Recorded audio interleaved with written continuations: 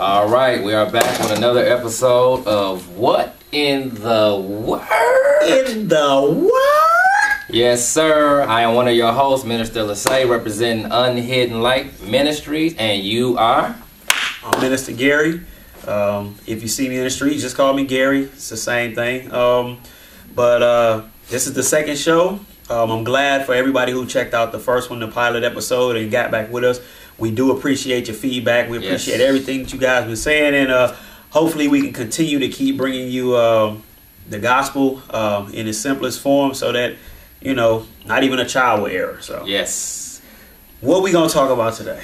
Today we got another topic, and it's interesting. It goes right off of our topic from last time, which was music. We talked about 112 and some of the things that kind of held us back, and today we're gonna go right into entertainment and television.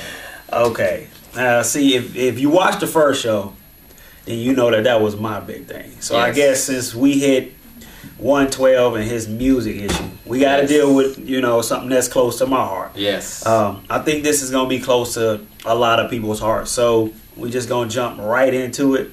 Now, before we even begin, we are talking to Christians. We're talking to believers. Yes. Those who have confessed and are saved by Christ. So we're talking to Christians, all right? So today's topic, man, television and entertainment. And just to go off what Gary was saying, I too, I love some television. I love the NBA. I love movies. And let's see what the Word has to say about it. Before we even go into some of the television we have out today, let's go straight to the Word. So we got a couple scriptures. One of the scriptures that come to mind when dealing with this subject, because it's so much going on TV. They try to slip it in on you, be real subtle about it. Yeah. Certain shows use certain words, and then the words change over time, and what it does is it desensitizes you to actually what's wrong with the content of the show. And there's so much of that going on that it becomes hard then for you to differentiate between what's a good TV show and what's a bad TV show.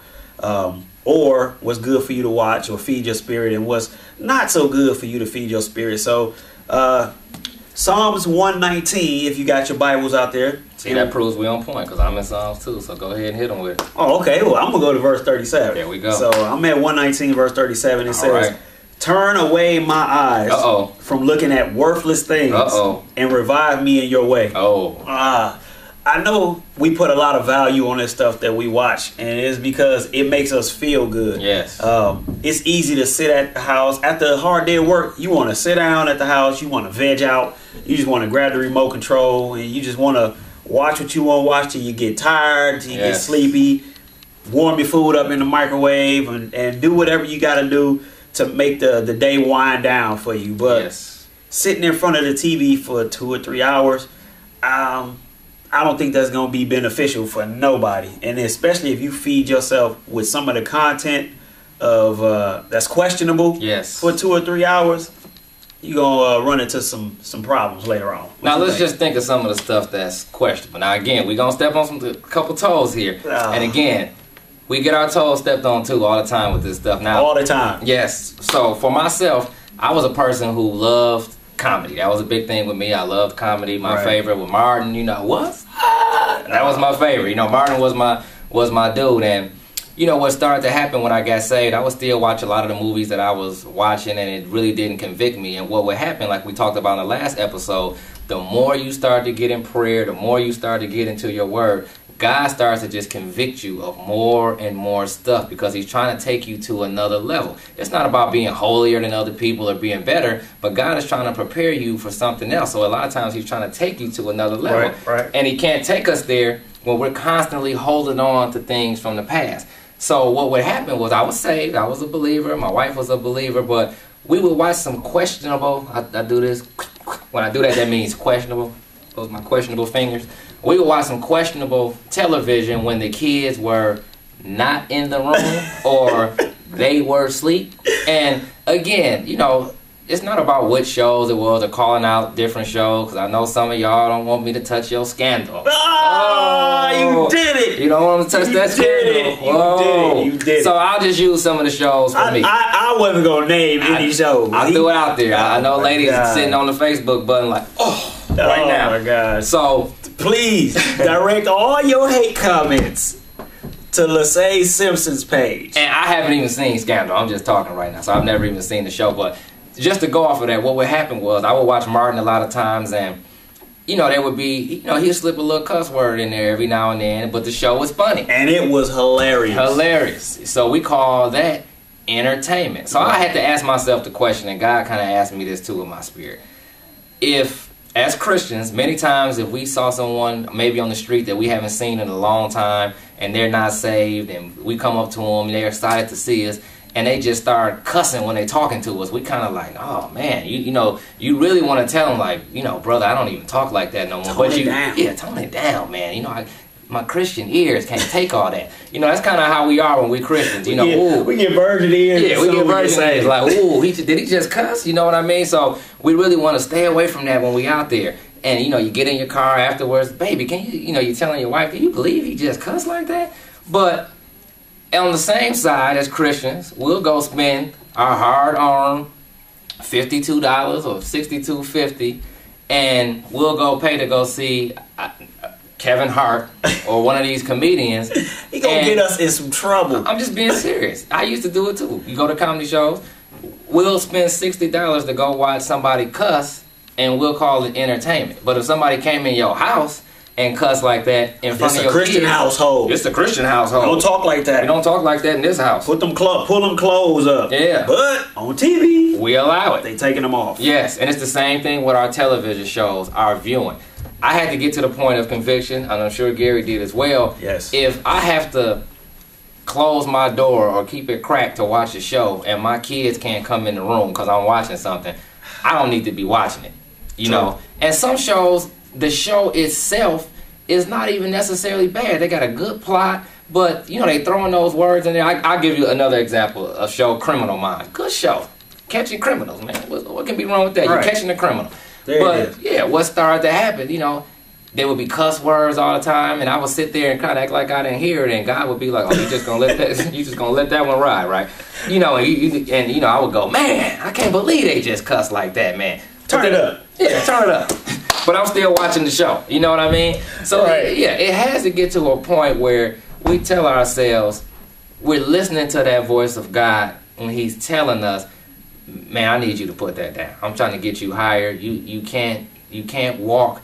We can't yell and shout on Sunday and hit flips, and as our pastor always says, spit and fall out in the pews and spin around on Sunday. Yeah, on Sunday and Wednesday, and then the rest of the week we like, ooh, I ain't in church. Let me go and turn on what I want to turn on. Right. You got anything on that, Minister? I hate that you mentioned Martin because that was one of my favorite shows, but that's actually the show that I got convicted on for watching so much TV and for watching so much of the type of programming that I was watching. What?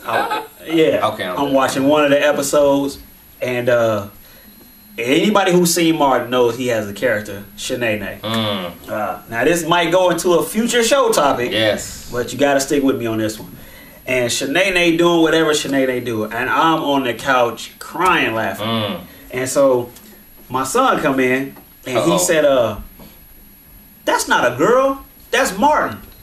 And the Holy Spirit convicted me. Oh, no. If you are watching a man in a dress and you find it hilarious, you can't get mad if your son puts on one. Oh. So, because he's going to think I approve of it. Yeah.